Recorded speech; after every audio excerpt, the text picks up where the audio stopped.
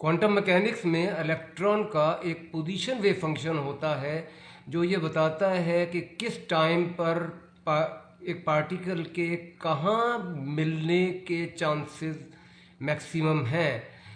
लेकिन इसका अगर आप ये मतलब निकालें कि क्वांटम मैकेनिक्स के मुताबिक इलेक्ट्रॉन एक वेव है, तो एक मसला ये है कि जिस तरीके से पोजीशन वेव फंक्शन होता है ऐसे ही एक मोमेंटम वेव फंक्शन भी होता है जो कि उसी इलेक्ट्रॉन का, और मोमेंटम वेव फंक्शन ये बताएगा कि किस टाइम पर उसी इलेक्ट्रॉन के किस मोमेंटम के मिलने के चांसेस हाईएस्ट हैं।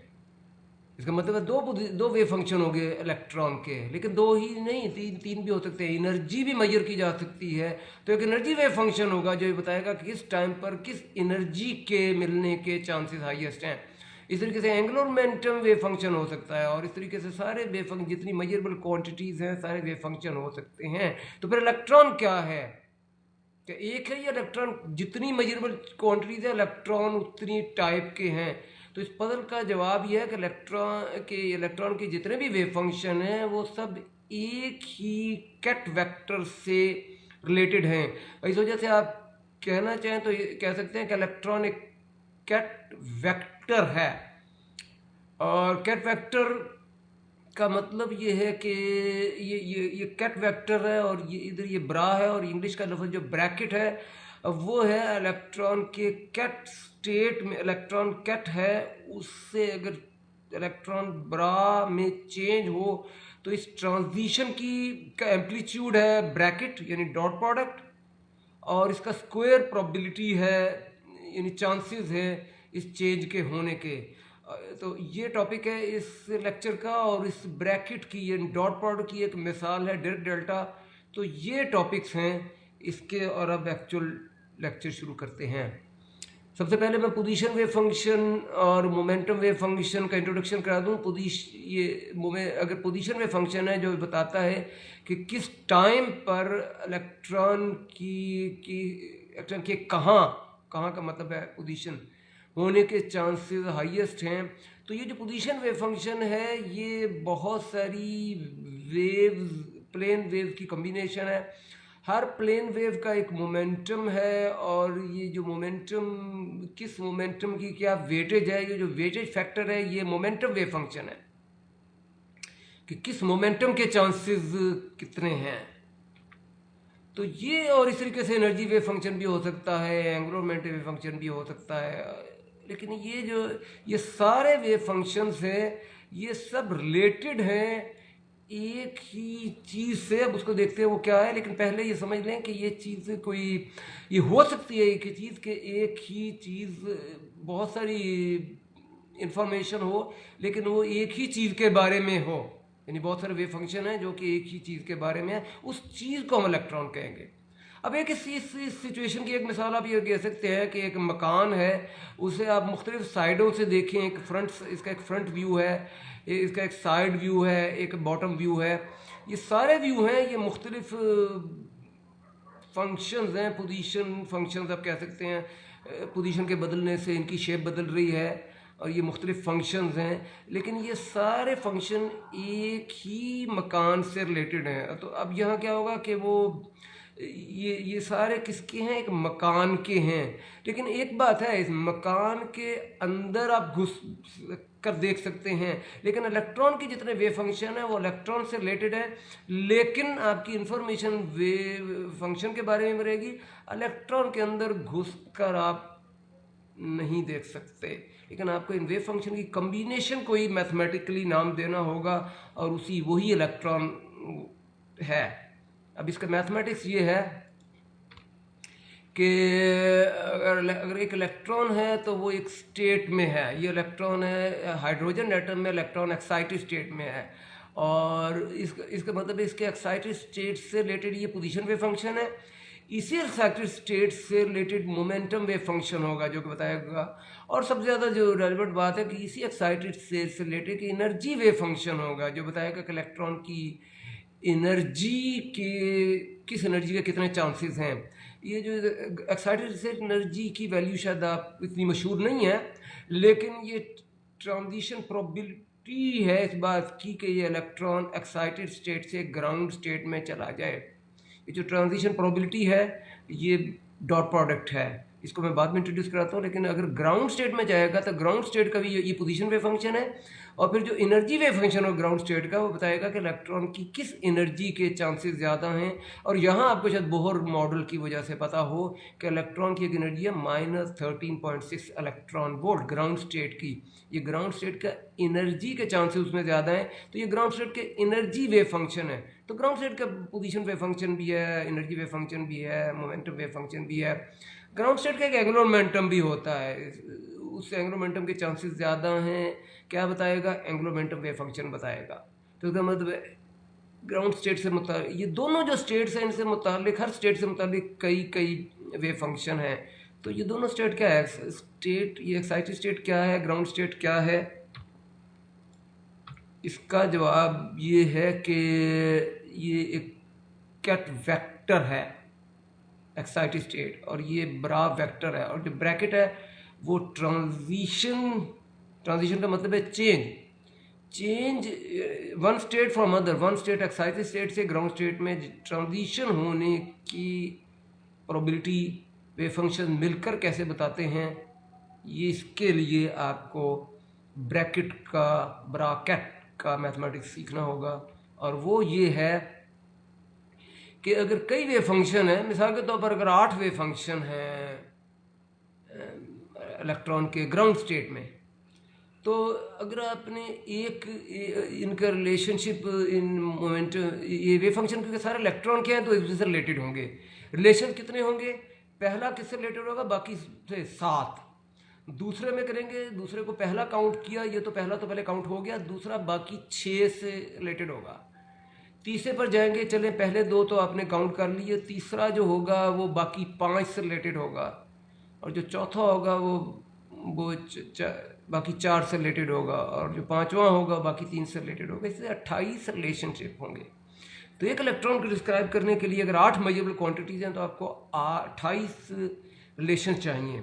अब इसका एक ज़्यादा मैथमेटिकल कन्वीनियंस ये है, आसानी ये है कि आप ये कहें कि ये 8 के 8 जो है ना ये एक ही स्टेट से रिलेटेड है।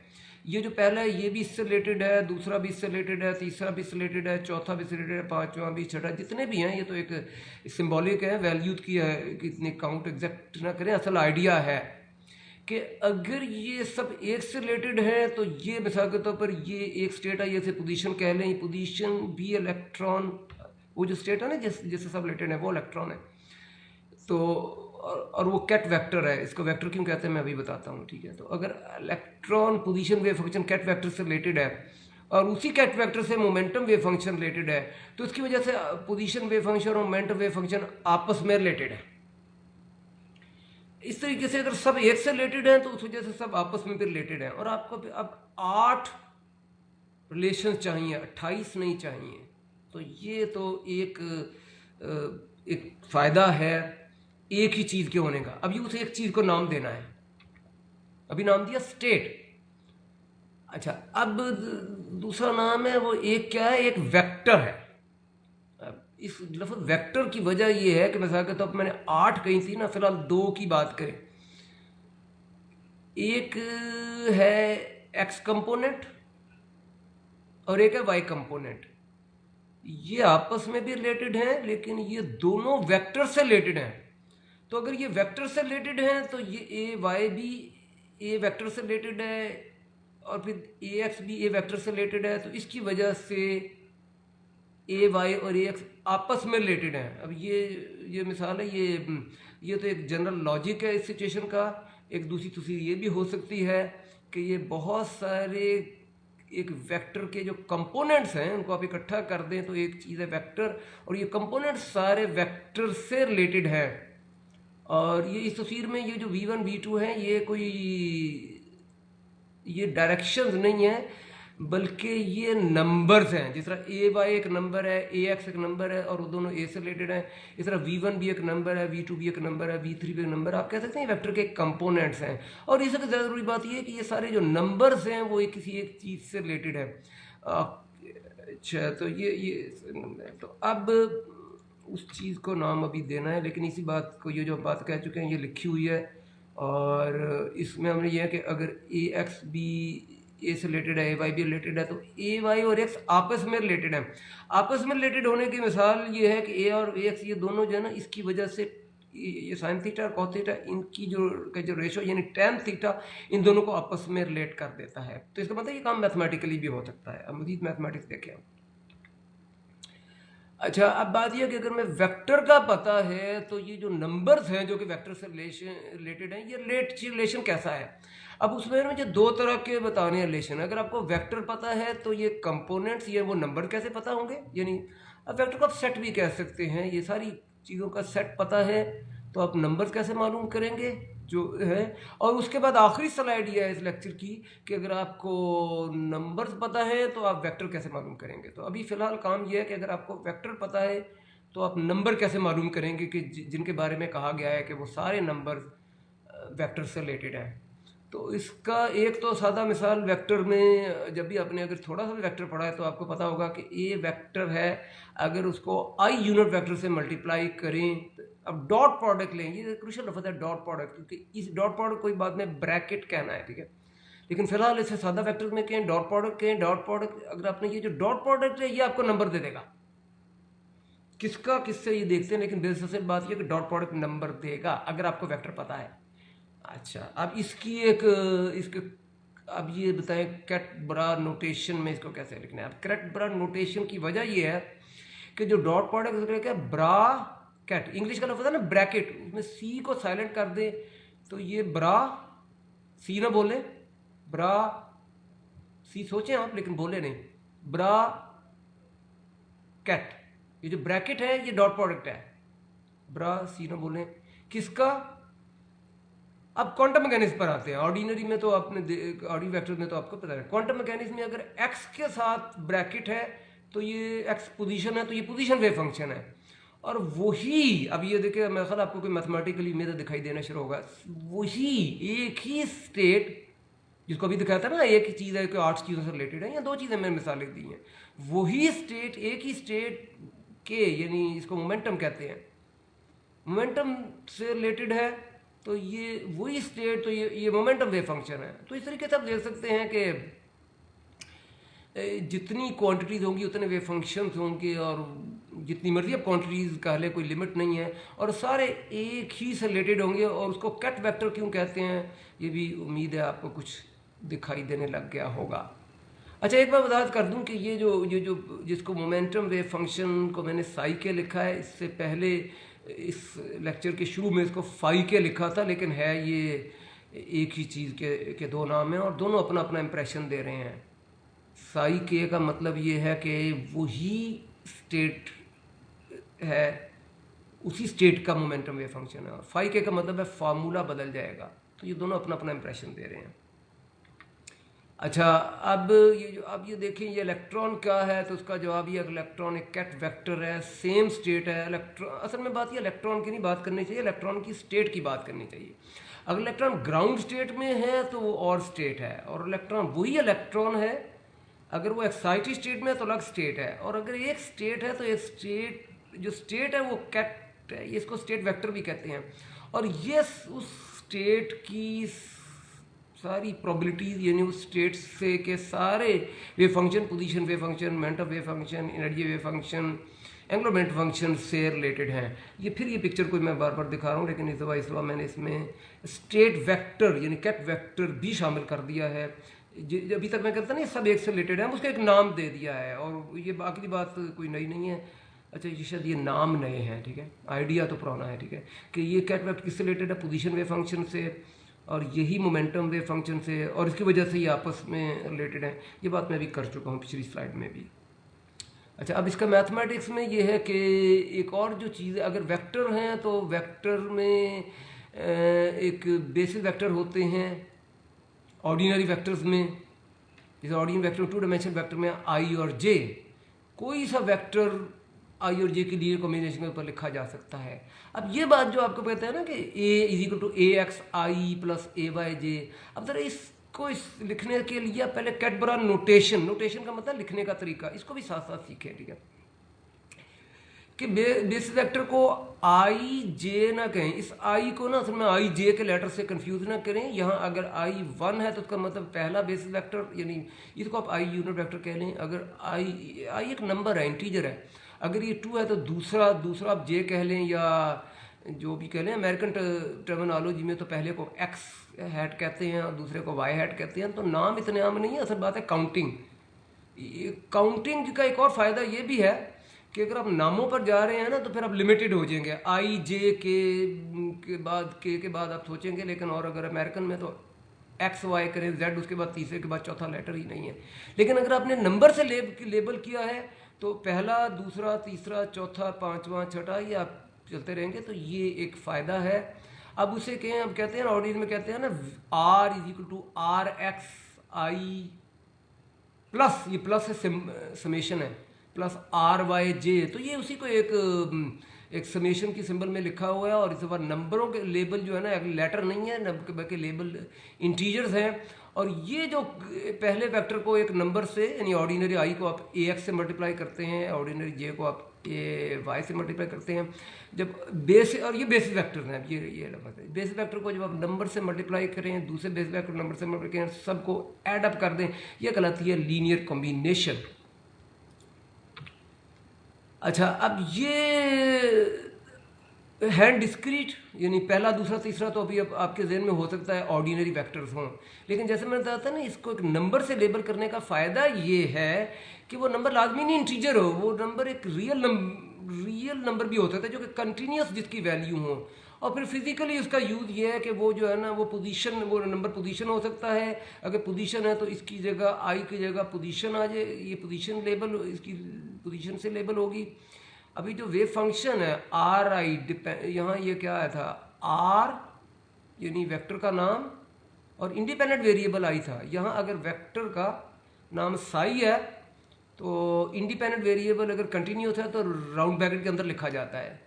अब ये जो है ना, अब ये मैथमेटिकल फॉर्म होगी जो अभी तक हम आइडिया कह रहे थे तस्वीर के जरिए, ठीक है। वो ये है कि ये जो सेम स्टेट है, सेम स्टेट वेक्टर, ये रिलेटेड है पोजीशन वेव फंक्शन से, और रिलेशनशिप ये है, ठीक है। और अच्छा, अब कैलकुलस के मुताबिक आप कह सकते हैं ये डमी वेरिएबल है। अगर आपकी इंटीग्रेशन है माइनस इन्फिनिटी से प्लस इन्फिनिटी, तो मैथमेटिशियन ये कहेंगे कि आप एक लेटर को एक्स को जिससे के से भी रिप्लेस कर दें, और अगर आपकी इंटीग्रेशन लिमिट्स वही हैं तो आपका इंटीग्रेशन का आंसर वही है। अब ये जो मैथमेटिकल फ्रीडम है, हम उसको फिजिक्स के लिए इस्तेमाल कर सकते हैं। हम ये कहेंगे जब हमने एक्स से किया था ये सिर्फ डमी वेरिएबल नहीं है, वो हम फिजिक्स भी हमारे जहन में है कि ये पोजीशन है, ये पोजीशन पे फंक्शन है। और ये जो मैथमेटिशियन जिसको कहेंगे कि डमी वेरिएबल का नाम बदल गया, फिजिक्स में इसका इस्तेमाल ये है कि ये के जो है ना एच बार से मल्टीप्लाई करें तो मोमेंटम है, और ये मोमेंटम वेव फंक्शन है। अब वही एक ही स्टेट है, ये पोजीशन वेव फंक्शन से रिलेटेड है यहाँ, और वही स्टेट मोमेंटम वेव फंक्शन से रिलेटेड है। और इस तरीके से किसी भी वेव फंक्शन से रिलेटेड हो सकती है। तो अभी तक जितनी बातें कर रहे थे सब वो मैथमेटिक्स की इक्वेशन की फॉर्म में लिखी गई हैं। तो ये वही बात जो मैंने कही है वही रिपीट है कि जितने भी हैं ये रिलेट में, मैं इतने कलर रिसर्च दिखाए हैं कि ये सारी चीज़ें जो है ना ये रिलेटेड हैं एक ही कैट वेक्टर से, ठीक है। और ये अब ये है कि इसका मतलब हमने ये सारे वेव फंक्शन जो ना ये लिमिटेड थे, हम पोजीशन तक लिमिटेड थे, हम मोमेंटम तक लिमिटेड थे, हम एनर्जी तक लिमिटेड थे। लेकिन ये जो है ना ये कैट ये लिमिटेड नहीं है, इसमें सारे हैं, ये जनरल है। और ये क्वांटम में एक जनरलिटी बहुत इस्तेमाल है। बाद में तो अगर कोशिश करें यहीं से आप सीखें कि जनरलिटी क्या होती है। बाद में इवेंचुअली जनरल एंगुलर मोमेंटम है, एक पोजीशन एंगुलर मोमेंटम है जिसे कहते हैं ऑर्बिटल एंगुलर मोमेंटम, एक स्पिन एंगुलर मोमेंटम होता है, तो एक जनरल एंगुलर मोमेंटम है। तो जनरल का मतलब ये है कि जो कि सबसे रिलेटेड है। अच्छा, अब आए कि अगर वेक्टर्स होंगे तो उनका डॉट प्रोडक्ट होगा। ये तो वेक्टर है, ये भी वेक्टर है, ये भी वेक्टर है उनका, लेकिन उनका जो डॉट प्रोडक्ट है, इसका नाम साई दें, उसको फाई दें, जो डॉट प्रोडक्ट है वो ब्रैकेट है। ये डिराक नोटेशन है, डिराक इंग्लिश है, उनकी ज़ुबान इंग्लिश है, और अपनी ज़ुबान का ही एक लफ्ज़ ब्रैकेट को उन्होंने इस तरीके से इस्तेमाल किया कि सी को साइलेंट कर दिया। ये ब्रा फाई, ब्रा का नाम फाई है, फाई ब्रा, और कैट साई है। ये जो ब्रैकेट है ये फाई से साई में जाने का एम्पलीट्यूड है, और इस एम्पलीट्यूड का स्क्वायर साई से फाई में जाने की प्रोबेबिलिटी है। और ये इस तस्वीर के मुताबिक इलेक्ट्रॉन के एक्साइटेड स्टेट से ग्राउंड स्टेट में जाने की प्रोबेबिलिटी इस ब्रैकेट से पता चलेगी। अच्छा है, लेकिन अब ये जो ब्रैकेट का मतलब है ब्रा और कैट के दरमियान डॉट प्रोडक्ट। अब डॉट प्रोडक्ट के लिए अगर आप ऑर्डिनरी फार्मूला इस्तेमाल करें ए बी कॉस थीटा, तो आपको बताना पड़ेगा कि इनके दरमियान इलेक्ट्रॉन की ग्राउंड स्टेट और इलेक्ट्रॉन की फर्स्ट एक्साइटेड स्टेट के दरमियान एंगल क्या है। अब ये तो कि डिफाइन नहीं किया जा सकता, तो इसको अगला मुझे ये मैथमेटिक्स बताना है। रिमेनिंग पार्ट में बेसिकली यही बताना है अब इस लेक्चर में कि डॉट प्रोडक्ट के लिए एंगल ज़रूरी नहीं है, और भी तरीके हैं डॉट प्रोडक्ट को डिफाइन करने के। मसलन अगर आपने ये जो पिछले जो है ना, ये मैं पिछले पर मैं आपको लेके जाऊँगी नहीं, अगर आपने ये पिछले मैं ले गया आपको, चले मैं वापस लेके आता हूँ। अगर आपने बेसिस वेक्टर इस्तेमाल कर लिए कि फॉर्म में लिख लिया वेक्टर को, तो फिर डॉट प्रोडक्ट के लिए सिर्फ बेसिस वेक्टर के डॉट प्रोडक्ट काफ़ी है। अगर आपके लिए बहुत समझना मुश्किल हो गया तो मैं अब ज़रा दोबारा यहाँ ले जाता हूँ, और यहाँ ये जो मैं अभी तक बोल रहा था ये ज़रा लिखा हुआ भी है, और अगर आपको लिखने से समझ आती है तो चलें आप, अब ये लिखा हुआ है। पहले मैं ऑर्डिनरी वेक्टर्स के लिए लिखता हूँ ताकि अभी से अगर आप कैट बरा के भी बहुत आदी नहीं हुए तो फिलहाल अभी आप घबराएं नहीं। और ये आप ये देख लें कि यहाँ जो है ना, इसका मतलब अगर आपने ए और बी को मल्टीप्लाई करना है तो इवेंचुअली ये ए, ये ब्रा और ये कैट है। लेकिन अगर आप ऑर्डिनरी और उनके देन एंगल नहीं है तो, लेकिन ऑर्डिनरी के देन भी एंगल ज़रूरी नहीं है। अगर आपने इस तरह ले दिया फर्स्ट टर्म को फर्स्ट टर्म से मल्टीप्लाई करेंगे, आपको सिर्फ आई का आई के साथ डॉट प्रोडक्ट चाहिए, ठीक है। और इसके लिए 1 इंटू 1 टू कॉस 0 के अल्टरनेटिव भी हो सकते हैं। आपको मतलब कि सवाल जो है ना वो सिर्फ 4 हैं जिनका आपको अल्टरनेटिव तलाश करना है। इन ए बी का थीटा का अल्टरनेटिव तलाश करना है आपको, हर एक एंगल के लिए नहीं, सिर्फ आई का आई के लिए, आई का जे के साथ, जे का आई के साथ और जे का जे के साथ। अब असल आपके सवाल सिर्फ 4 हैं। अगर आपने ए बी कॉस थीटा इस्तेमाल नहीं करना तो भी आपको सिर्फ 4 चीज़ों के बारे में अल्टरनेटिव आंसर देना है, ठीक है। और वो ये है, अभी मैं आपको वैसे लेके भी गया था स्लाइड वापस 7 पर, वहाँ मैं दोबारा वही बात एक से रिपीट कर देता हूँ। इसको जरा कंपेयर करें ये जो कुछ ऑर्डिनरी। अब आप कैट बरा नोटेशन की लैंग्वेज में, मैं बार रिपीट ही कर रहा हूँ, ये बात पहले हो चुकी है। ये कैट बरा नोटेशन में होगा, ये वेक्टर है, ये बेसिस वेक्टर है, और आपने अगर डॉट प्रोडक्ट लेना है तो आपको सिर्फ जिस तरह यहाँ ना सिर्फ और अब ये तो मैं लिख चुका हूँ बेसिस वेक्टर, अब ये कैट बेसिस वेक्टर है, सिर्फ कैट बेटर वेक्टर का। और यहाँ क्या होगा, पहला कैट, दूसरा कैट, तीसरा कैट, पहले कैट का पहले कैट से, पहले कैट का दूसरे कैट से। अच्छा कैट मुझे कहना नहीं चाहिए कि जब आप डॉट प्रोडक्ट लेंगे तो एक जो होगा ना वो ब्रा बन जाएगा। अब इस मैथमेटिक्स को मैं ज़रा तो मैं कैट का कैट से नहीं होगा, ब्रैकेट होगा। तो इसको मैं फर्दर बात इस तरीके से करते हैं कि आपको ब्रैकेट की वैल्यू चाहिए। आई डॉट आई की वैल्यू जो था ना ऑर्डिनरी में, वो तो आप ए बी कॉस थीटा से मालूम कर सकते हैं। लेकिन अगर जनरल ब्रैकेट है और अब एंगल डिफाइंड ही नहीं है तो फिर ब्रैकेट की वैल्यू कैसे मिलेगी।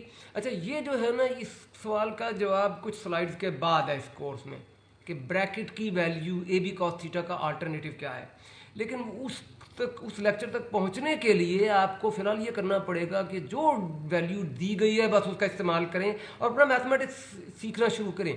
उसके लिए जो वैल्यू दी जाएगी ना, उसको एक नाम से दी जाएगी जब तक हम प्रॉपर कैलकुलेशन नहीं पढ़ लेते। और अगर आप ये स्टार्ट नहीं लेते तो फिर आप प्रॉपर कैलकुलेशन समझ ही नहीं सकते। तो आपको स्टार्ट लेने के लिए आपको एक डेफिनेशन के ज़रिए कुछ 1-2 लेक्चर में वैल्यू दी जाएगी, और वो डेफिनेशन है ऑर्थोनॉर्मल बेसिस।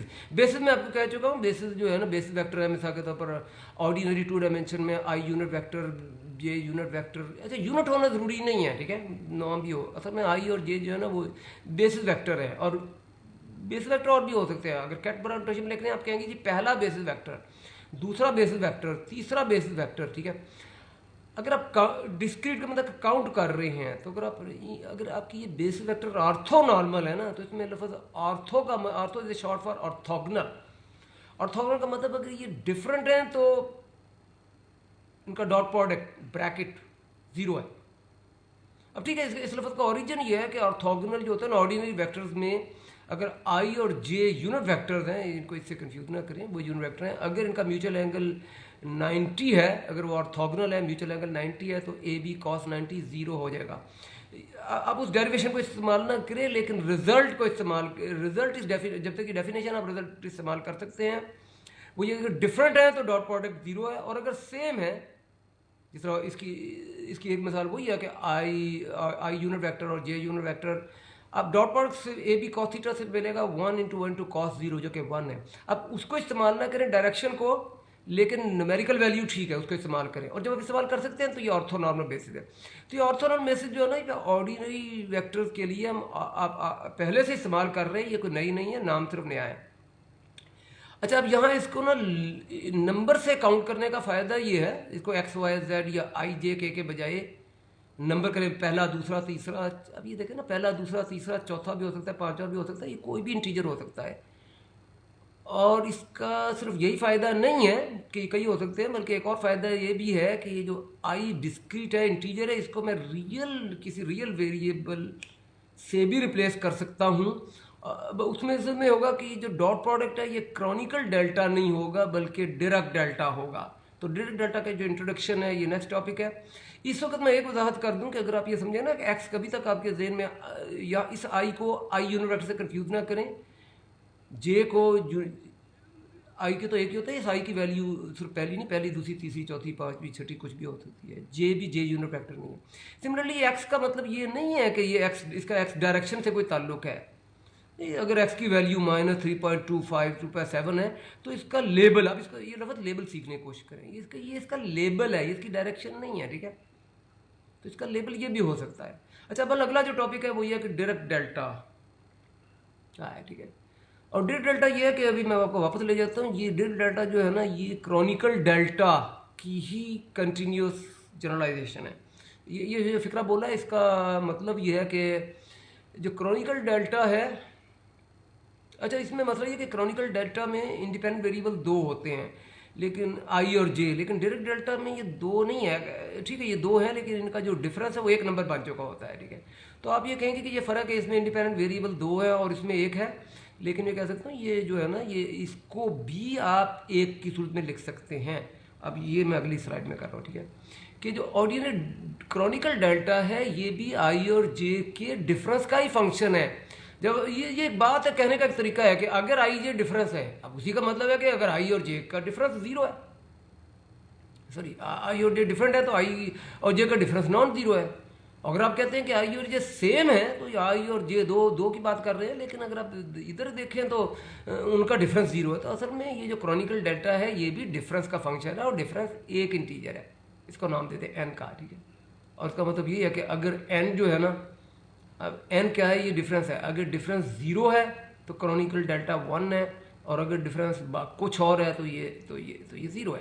तो अब ये एक एन है ना, अब अगर कंटिन्यूस में तो एन को एक्स से रिप्लेस करना है, और जब एन को एक्स से रिप्लेस करते हैं, और एक्स कंटिन्यूस है, एक्स सिर्फ इंटीजर नहीं है। एन में कह रहा था डिफरेंस को, और अगर आप जो डिफरेंस है, क्योंकि एक्स और वाई का, अगर आप एक्स और वाई को अलग-अलग लिखना चाहते हैं तो आई को एक्स से रिप्लेस कर दें, जे को वाई से कर दें, और इस कोर्स में ज़्यादातर यही होगा 90% ऑफ टाइम, ठीक है। मैं वादा करता हूँ, ठीक है, कि जो लेटर होंगे वो आई के बजाय एक्स होंगे और जे के बजाय वाई होंगे। शायद किसी एक आध केस में ना हो, लेकिन ज़्यादातर ये है। तो कंटिन्यूस जो चेंज है वो, उसको आप बेहतर तो यह समझें, लेकिन अगर आप याद भी करना चाहें तो याद भी कर सकते हैं। ये जिसको मैं एन कह रहा था वो इनका डिफरेंस है, और जो डिफरेंस है ये इस ग्राफ में क्या दिखाया हुआ है कि जब ये क्रॉनिकल, अब ये डायरेक्ट डेल्टा है, डायरेक्ट डेल्टा का ये है कि जिस वक्त तो इनका ये जो एक्स वाई जो डिफरेंस है ना, जैसा क्रॉनिकल डाटा में जब ये डिफरेंस जीरो है, अच्छा क्रॉनिकल डाटा में ये है कि जब ये डिफरेंस नॉन जीरो है तो आउटपुट जीरो है। तो ये तो है, अब डायरेक्ट डाटा में भी ये एक्स और वाई का जो डिफरेंस है, जब ये नॉन जीरो है तो डायरेक्ट डेल्टा का आउटपुट जीरो है, जब ये नॉन जीरो है। लेकिन जब ये, अब ये इंटीजर लाजमी नहीं है, ये अब ये जब ये रियल नंबर है, जब ये रियल नंबर एक्स वाई जब ये जीरो को अप्रोच किया तो ये वैल्यू बहुत नॉन जीरो हो गई है।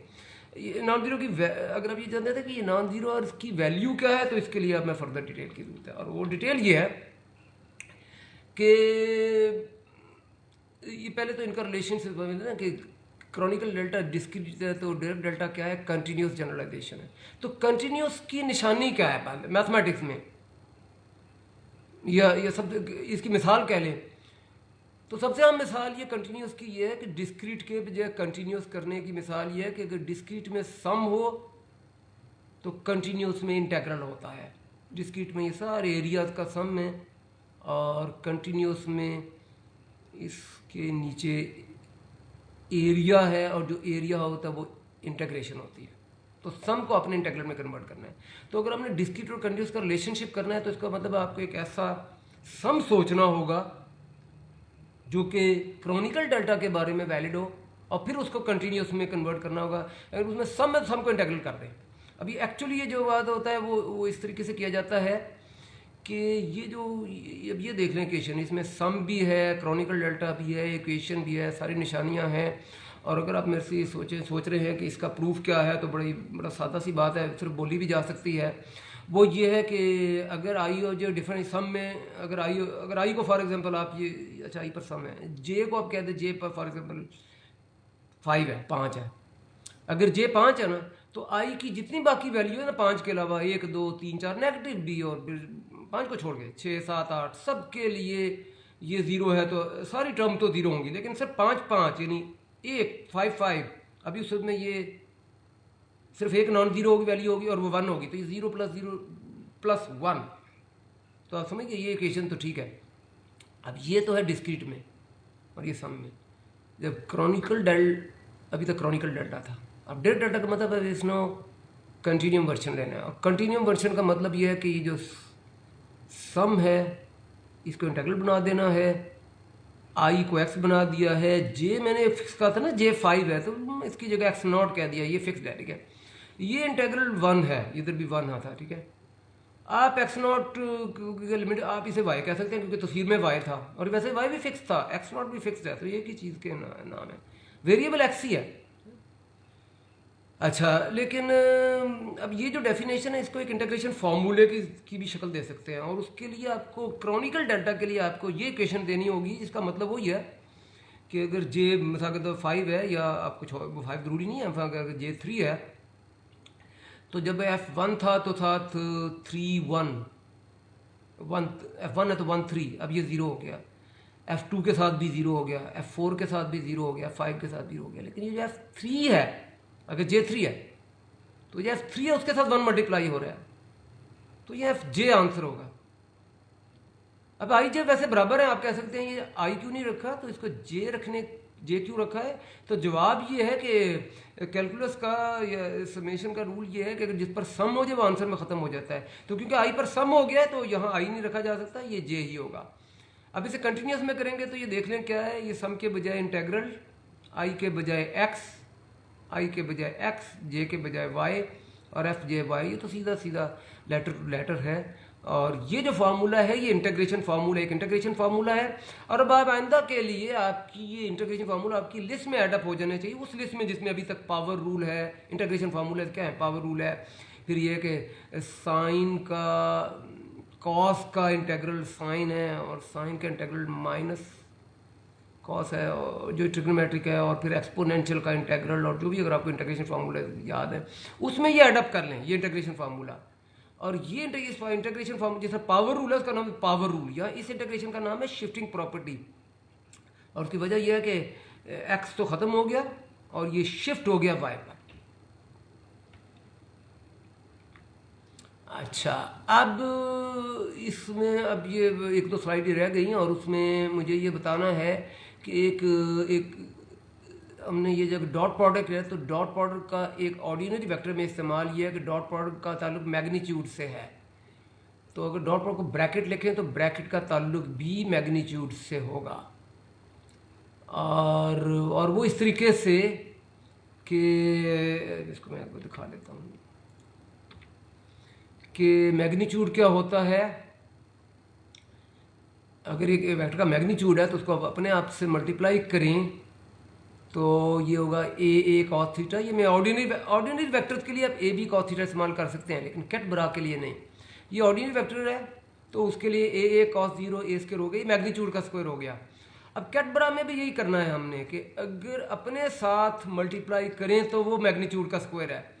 और जैसे कि ऑर्डिनरी वेक्टर में मैग्नीट्यूड का स्क्वायर गारंटीड रियल पॉजिटिव होता है। अब अगर आप ये एक्सियम, इस असूल को इस्तेमाल करें, और ये है कि कैट का डैगर, डैगर असल में फुल वर्ड है हर्मिशियन कॉन्जुगेट, और हर्मिशियन कॉन्जुगेट ऑर्डिनरी रो और कॉलम में, अब आप इसका कैट बरा के रो कॉलम से क्या ताल्लुक है ये मैं आपको दिखाता हूँ अभी। तो ये जो इसमें क्या होता है, जो डैगर है ये ट्रांसपोज और कम्प्लेक्स कॉन्जुगेट है। तो ये अभी इसी स्लाइड में है कि ये ट्रांसपोज कहाँ है और कम्प्लेक्स कॉन्जुगेट कहाँ है। तो अगर आप ये कहें कि कैट का हर्मिशियन कॉन्जुगेट यानी कैट का ट्रांसपोज और कम्प्लेक्स कॉन्जुगेट ब्रा है, तो उसका मतलब बनता है कि आप इन दोनों इक्वेशन के दोनों साइड का हर्मिशियन कॉन्जुगेट लें, डैगर लें, तो डैगर इधर लेफ्ट साइड पे क्या होगा, डैगर का डैगर कैट वापस, और इधर क्या होगा, ब्रा का डैगर। तो इसका मतलब है अगर अगर कैट का हर्मिशियन कॉन्जुगेट कैट का डैगर ब्रा है तो ब्रा का डैगर कैट है। और जिसको ब्रैकेट का डैगर लेंगे, हर्मिशियन कॉन्जुगेट लेंगे, तो फिर क्या होगा, ये कैट बरा बन जाएगा, बरा कैट देगा। लेकिन अगर आपने अपने साथ लिया तो कोई फर्क नहीं पड़ेगा। तो इसका मतलब है ये जो है ना, और ये नंबर है या ट्रांसपोज की जरूरत नहीं है, नंबर के लिए इसका मतलब है कम्प्लेक्स कॉन्जुगेट के बराबर होगा ये नंबर, और इसका मतलब ये नंबर रियल होगा। जैसे कि एक किसी ऑर्डिनरी वेक्टर का अपने साथ डॉट प्रोडक्ट रियल होता है। अच्छा, वो मैग्नीट्यूड स्क्वायर भी होता है, इसको भी आप मैग्नीट्यूड स्क्वायर कह सकते हैं जी, कैट के मैग्नीट्यूड का स्क्वायर है। अच्छा, तो अब इसके बाद अब मुझे अगली बात ये बतानी है कि अगर ये असूल बताएं तो ये ट्रांसपोज क्या चीज़ है। तो ट्रांसपोज किधर से आ गया, तो इसका जवाब ये है कि ये जो ट्रांसपोज और कम्प्लेक्स कॉन्जुगेट की जो कॉम्बिनेशन है, हर्मिशियन कॉन्जुगेट बोलते हैं, हर्मिशियन कॉन्जुगेट है, लिखते हैं डैगर हैं क्योंकि इसकी शक्ल डैगर यानी खंजर से मिलती जुलती है। ये हाथ ऊपर हैंडल है और ये नीचे इसका सिरा है, ठीक है। तो ये जो डैगर है ये इसका रो और कॉलम से भी ताल्लुक है ट्रांसपोज से, और वो और एक दूसरा ये अभी इधर देख रहे हैं, ये जिसका ये जो ब्रा है ये रो बन गया है, और जो कैट है वो कॉलम है। ये क्यों है ये मैं आपको डेरिवेशन दिखाता हूँ, और डेरिवेशन के साथ एक और भी चीज़ मैं बता दूँ, एक रिजल्ट ये इसमें कि जो ब्रा है उसके जो कंपोनेंट होते हैं वो कम्प्लेक्स कॉन्जुगेट हो जाते हैं। अब ये सारे क्लेम्स हैं, मैंने 2 क्लेम्स इकट्ठे कर दिए, एक ट्रांसपोज के बारे में और एक कम्प्लेक्स कॉन्जुगेशन के बारे में। इसकी मैथमेटिकल डेरिवेशन ये है इनकी कि आप यहाँ से शुरू हो, ये इक्वेशन तो नई नहीं है, एक वेक्टर अब ज़रा उम्मीद आदि हो गए होंगे, एक कैट वेक्टर किसी भी अपनी बेसिस वेक्टर की लीनियर कॉम्बिनेशन के तौर पर लिखा जा सकता है। अगर आपने दोनों साइड का हर्मिशियन कॉन्जुगेट लिया, ये एक तरीका होता है लिखने का, इसका मतलब इक्वेशन का हर्मिशियन कॉन्जुगेट लें, डैगर लें, तो ये लिखा है कैट का डैगर क्या है, ब्रा, ये भी ब्रा हो गया, और ये आई कैट है, ये भी ब्रा हो गया, और ये जो है ना इसका हर्मिशियन कॉन्जुगेट, इसका ट्रांसपोज तो नहीं होगा, इसका सिर्फ कम्प्लेक्स कॉन्जुगेट है, ये आर आई हो जाएगा। और ये तो वही इक्वेशन है, बस मैंने फर्क करने के लिए लेटर आर के बजाय एस कर दिया है। अगर आपने एस आर किया है तो एस तो यही है, और आर बरा ये बना लिया है। अब अगर मल्टीप्लाई करें तो क्या होगा, अच्छा यहाँ जो है ना आई आई है, लेकिन अगर आप आई आई रखेंगे तो इसका तो मतलब ये है कि आप कह रहे हैं कि पहले का सिर्फ पहले के साथ डॉट प्रोडक्ट होगा, दूसरा का दूसरे के साथ होगा। लेकिन अब ये सोचें अगर ये सीरीज है, इसमें पहला भी है, दूसरा भी है, तीसरा भी है, और इसमें पहला भी है, दूसरा भी, तीसरा भी है, तो जो डॉट प्रोडक्ट करेंगे सिर्फ पहले का पहले के साथ ही नहीं होगा, पहले का दूसरे के साथ भी होगा, पहले के तीसरे के साथ भी होगा। तो इसका मतलब है यहाँ आपको ये काम करना होगा कि किसी एक में डमी वेरिएबल के आर्गूमेंट को इस्तेमाल करके आई को, इनको डिस्टिंक्शन करने के लिए आप लेटर को बदल दें। तो यहाँ मैंने लेटर आई के बजाय जे कर दिया है। एस के लिए लेटर वही है, आई है, एस है। आर के लिए लेटर बदलकर जे कर दिया है, तो बाकी तो उम्मीद है कोई मसला नहीं है। अब ये डॉट प्रोडक्ट भी आई और जे का हो जाएगा, और अगर ये ऑर्थोनॉर्मल बेसिस है तो ये क्रॉनिकल डेल्टा है, और इसमें ये होगा कि अगर जिस वक्त आई के लिए जिस वक्त जे की, अभी आंसर में क्योंकि मतलब मैं आई में रख सकता हूँ, यहाँ शायद मेरा ख्याल पहले नहीं था, तो ये से चॉइस कह लें चले, जे और आई बराबर होंगे तो ये दोनों को रखने की जरूरत नहीं है, ये सिर्फ उस में आंसर नॉन जीरो होगा कि जब ये इक्वल है। तो इक्वल वैल्यू को मैंने आई कह दिया, तो ये बन गया है रिजल्ट। इसका मतलब है आई जब वन है, आई वन पहले का पहले के साथ, दूसरे का दूसरे के साथ। तो ये जो है ना इसको आप रो और कॉलम की फॉर्म में भी लिख सकते हैं। तो बात यह कि रो जो होगा ना, वो कि रो क्या होगा, ये किसका था रो, ये ग्रीन में था, ये रो क्या था, ये ब्रा के लिए था। तो इसका मतलब है कि जो ये जो इसकी डेरिवेशन कर दी है, जो ब्रा के जो कंपोनेंट्स हैं वो उनका कम्प्लेक्स कॉन्जुगेट होगा, और जो कैट के जो कंपोनेंट्स हैं उनका नहीं होगा। और एक ये भी चीज़ है, ट्रांसपोज का पता चल गया। ट्रांसपोज क्यों? क्योंकि जो ब्रा है वो अगर ये कॉलम था ना, कैट कॉलम था, तो ये ब्रा उसका ट्रांसपोज होके रो बन गया। और अब एक आखिरी बात जो है लेक्चर में वो ये है कि 7वीं स्लाइड में मैंने कहा था कि हमने position wave function, momentum wave function, सारे वेव फंक्शन को जनरलाइज करके कैट वेक्टर बनाना है। अब बात ये, अगर हमारे पास कैट वेक्टर है तो क्या हम वापस कंपोनेंट हासिल कर सकते हैं, यानी वो क्या वापस वेव फंक्शन हासिल कर सकते हैं? तो जवाब ये है यस। और वो ऐसे कि अब ये पहले ऑर्डिनरी, ये बिल्कुल ही इसका मतलब ये जो इक्वेशन है ना, ये अगर आप ज़रा से, अब उम्मीद है अगर आप ज़रा से आदी हो गए होंगे कि तो ये नई इक्वेशन नहीं है। ये अब कहते हैं ना कि v का i के साथ डॉट वी एक्स है, ये वही है, सिंबल सिर्फ कैट बरा है, ठीक है। एक वेक्टर का i के साथ जो डॉट प्रोडक्ट होता है वो उसका ith कंपोनेंट होता है। अब ये रिजल्ट आपके लिए नया नहीं है, लेकिन मैं इसके लिए प्रूफ इसका मैं कर देता हूँ। कम से कम ये है कि आप इस तरीके से कैट बरा नोटेशन की के मैथमेटिक्स के कुछ आदी होंगे, ठीक है। अब प्रूफ ये है कि ये इक्वेशन तो मैं कई दफ़ा इस आज के लेक्चर में कह चुका हूँ। इसके दोनों साइड का डॉट प्रोडक्ट लें। डॉट प्रोडक्ट का नाम आपको याद होना चाहिए, ब्रैकेट मुकम्मल करें आई के साथ। अब अगर यहाँ मैंने इसको इधर ये ब्रा आई है और अगर कैट में मैंने आई को आई रखा तो वही, तो इसका मतलब आप ये कहेंगे कि पहले का सिर्फ पहले के साथ होगा डॉट प्रोडक्ट, लेकिन अगर यहाँ i3 है तो उसका 3 का इधर तो 1 के साथ भी होगा, 2 के साथ भी होगा, 4 के साथ भी होगा, 5 डिफरेंट के साथ भी होगा। तो यहाँ वही बात है, मुझे डमी वेरिएबल का आर्गुमेंट इस्तेमाल करते हुए आई को बदल कर मैंने जे कर दिया है। आगे मैथमेटिक्स तो उम्मीद है सादा सा ही है। आई को मैं अंदर ले गया और ये ऑर्थोनॉर्मल बेसिस के लिए ये क्रॉनिकल डेल्टा हो गया और जो समेशन है आई हो गया। तो ये लेफ्ट हैंड साइड से राइट हैंड साइड ड्राइव हो गया। तो ये इसका प्रूफ है। इसके इस्तेमाल से पहले मैं आपको बताता हूँ, आपको एक और प्रैक्टिस कराता हूँ।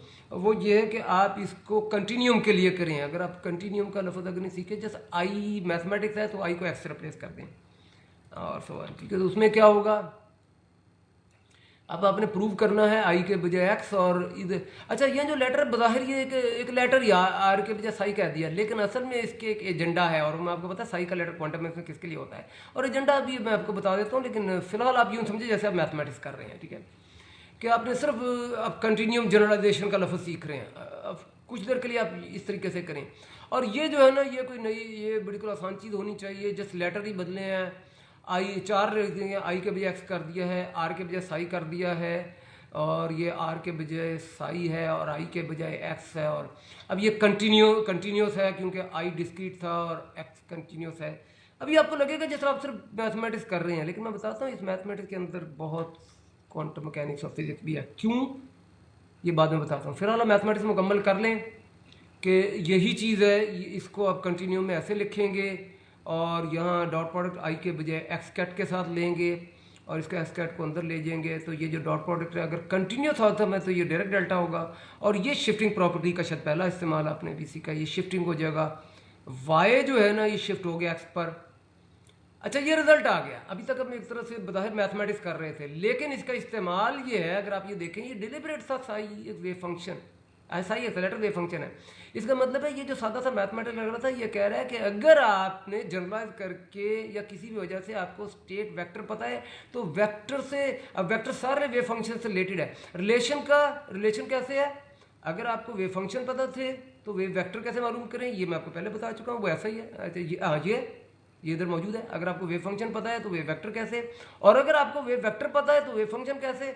और उसका जवाब ये है कि आप एक्स के साथ, अगर पोजीशन वेव फंक्शन मालूम करना है तो एक्स के साथ, मोमेंटम करना है तो के के साथ, डॉट प्रोडक्ट यानी ब्रैकेट मुकम्मल कर लें, आपको सारे वेव फंक्शन भी मुकम्मल हो जाएंगे। तो आपको उम्मीद है सारे वेव फंक्शन से कैट मालूम करना और फिर कैट वेक्टर से सारे वेव फंक्शन मालूम करना और फिर एक वैल्यू जो है ना इसे इस्तेमाल करने के लिए एक वैल्यू यानी ऑर्थोनॉर्मल बेसिस और उसकी एक मिसाल डेल्टा। ये कंक्लूजन मेरा ख्याल मैं अगले लेक्चर में बाकायदा बताता हूँ। ये तो ये पिक्चर, इसमें मैं खाली ये पिक्चर आ गया तो मैं बता दूँ इसमें क्या था। अगर आपको ये अभी इस दफ़ा कैट पता है तो आपको सारे वेव फंक्शन पता है। अगर आप डॉट प्रोडक्ट लें तो अच्छा, अब कंक्लूजन ये, लेक्चर तो खत्म हो गया। कंक्लूजन ये है इस लेक्चर में हमने क्या क्या सीखा कि सारे वेव फंक्शन जो है ना वो एक ही, ये फंक्शन है कहीं है लेकिन एक ही कैट वैक्टर से रिलेटेड है, यानी इलेक्ट्रॉन फिर एक कैट वैक्टर है। और एक ये कि एक वेक्टर जो होता है लीनियर कॉम्बिनेशन ऑफ बेसिस होता है, ये बहुत ज़रूरी है। इलेक्ट्रॉन के लिए तो जवाब तो नहीं है, लेकिन बेसिस का लफ्ज़ आपको बहुत इस्तेमाल करना होगा क्वांटम मैकेनिक्स में, ठीक है। और फिर कैट का कम्प्लेक्स हर्मिशन कॉन्जुगेट बरा होता है, और बरा का हर्मिशन कॉन्जुगेट कैट होता है। दूसरी बात लिखी नहीं है, लेकिन इसका प्रूफ दिया था पिछले स्लाइड में। और इसके अलावा ये जो ट्रांजिशन एम्पलीट्यूड है, इनिशियल से फाइनल में जाने का एम्पलीट्यूड जो है वो ब्रैकेट है, और इसका स्क्वायर प्रोबेबिलिटी है, ये भी लिखी थी। और आखिरी बात ये है कि इस ब्रैकेट की एक मिसाल डायरेक्ट डेल्टा है। तो इस लेक्चर में इतना ही। तो अब ये अगली कोई फिजिक्स में इससे इस्तेमाल नेक्स्ट लेक्चर में होंगे। तो उम्मीद है आपसे उससे कुछ मुलाकात होगी।